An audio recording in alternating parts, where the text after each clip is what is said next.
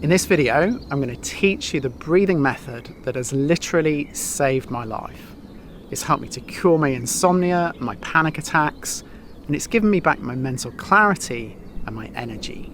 So much so that I've decided to dedicate my life to teaching it and to spreading knowledge about Buteyko breathing.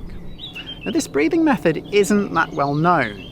It's surprising because of the health benefits, but on the other hand, it's quite unique in that rather than breathing more air, we breathe less air. And that's quite different to a lot of the breathing approaches you'll find out there on the internet. So where does this idea of breathing less air come from? Well, it was discovered by a Ukrainian medical doctor in the 50s called Dr. Konstantin Buteyko. When he was doing his rounds around the hospital, he noticed that the sick patients tended to breathe more heavily and more quickly. And the closer they were to death, the worse their breathing became. It became more and more visible and faster. But what was more interesting is that when he was involved in doing some breathing assessments with patients who'd come in with asthma and high blood pressure, when they were asked to do these breathing exercises as part of the examination, they often became unwell. They started to feel more out of breath, they started to feel faint, they went pale. So Dr. Buteyko had this simple theory. What if heavy breathing wasn't a result of illness? What if it was the cause? What if breathing more air was making all of these people sick? Now, Buteyko himself was suffering from illness. He had a malignant form of hypertension, high blood pressure. And so he started to experiment on himself. He would take slightly smaller breaths, he would breathe less air, and to his surprise, he started to notice a reduction in his symptoms. His headache reduced, some of the pain in his body began to subside. And so with the consent of his patients in the hospital, especially the asthma patients, he started working with them and showing them how to reduce the size of their breathing to breathe less air. And the results were magical. Some of the patients would reduce their symptoms within a few minutes. These were patients who'd been sick for years. They might have been in the hospital, bedridden for months. And then what was even more exciting is, as the patients continued to do these breathing exercises over the days and the weeks, their overall symptoms began to subside. Again, patients who'd been sick for years were miraculously cured by this particular breathing approach. Now, of course, Buteyko doesn't work for all illnesses. It doesn't work for everything. But Buteyko and his team continued their research, and they found that there were over 150 different illnesses that could be caused by overbreathing, and by breathing less, they could significantly reduce the symptoms of, or even cure these illnesses. Now, all of this might seem a little bit strange to you. You've probably been taught to take bigger breaths to get in more oxygen, but actually we now know that that doesn't work. Because of something called the Bohr effect, it's actually more effective to breathe slightly less air than we would normally do. This increases levels of carbon dioxide in the blood, and this both improves blood flow and the release of oxygen into the cells of your body. I'll put some links in the description to the science because I appreciate that you might be skeptical. What I'd like to do now is guide you through the exercise for 5 minutes so that you can experience it for yourself, and then hopefully that will convince you a little bit more. So getting yourself set up in a nice upright posture, you can do it sitting on a chair, on a meditation cushion, or even standing like I'm doing now.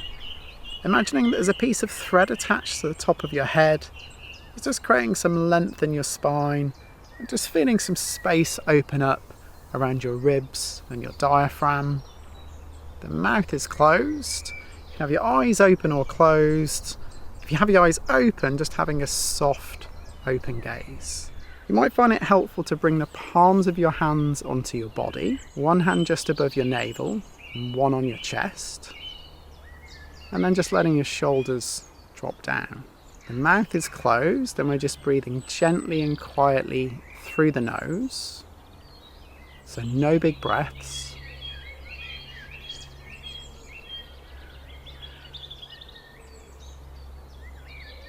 And then on each out breath, just allowing your body to relax. So relaxing your jaw,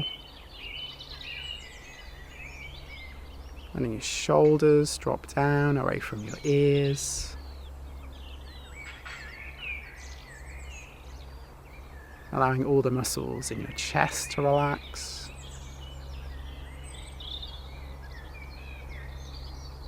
And allowing your belly to relax. So belly, soft like jelly.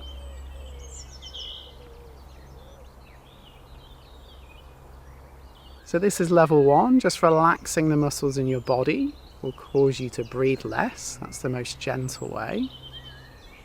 But what we're really looking to do is create a feeling of a shortage of air, a gentle air hunger. So if you don't already feel that, just begin to soften and slow your breathing a little bit more.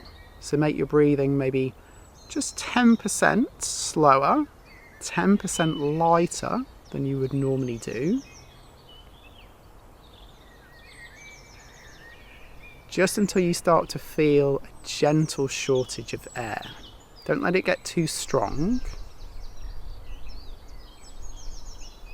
You want to feel like, say if you're out for a brisk walk, or you're walking up a little bit of a hill, but you don't want it so strong that your heart is racing or your diaphragm is twitching.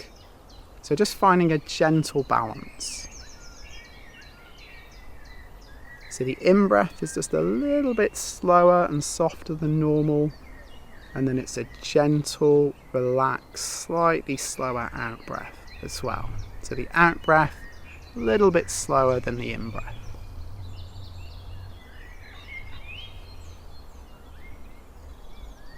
Your breathing should be quiet. So you shouldn't be able to hear it. So just softening it so it's quieter.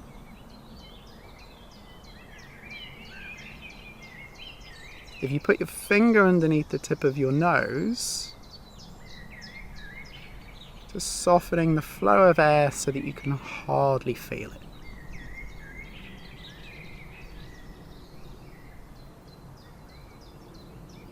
If the air hunger feels too strong, if you start to tense up or feel stressed, just take a little break for 30 seconds.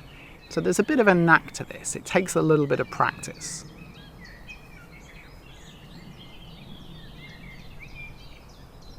So we're just aiming to breathe a little bit less air than what you normally do.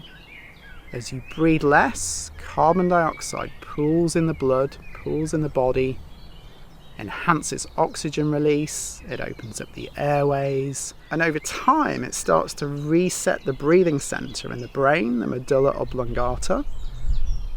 If you keep doing the breathing exercise day after day, then your 24/7 breathing becomes slower and gentler. Imagine what that would feel like, feeling calmer, having easier breathing 24/7.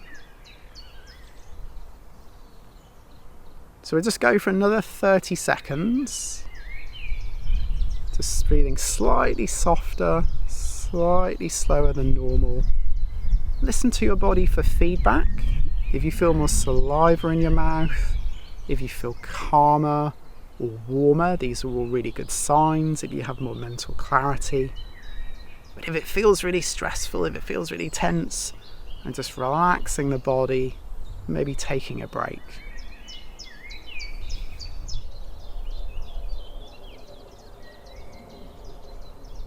Okay then, let's take a break. So how was that? What was that like? It feels strange, doesn't it, breathing less air, feeling like you don't have quite enough air? But maybe you notice some of the positive benefits as well. Now normally we do sets of Buteyko breathing where we'll do 4 rounds of 4 minutes with little breaks in between. So if you like, you could even rewind 4 minutes. I'll put a time code on the screen to the start of the exercise and just try that again and keep practicing. Feel free to drop me questions or comments in the comments section below. I'll also put some links up on the screen to some other guided breathe light exercise. If you found the one that we did today too strong, there's a gentler version here, or there's a similar version to what we did here. Thank you so much for listening. Please hit the like button and subscribe to spread the word about Buteyko breathing.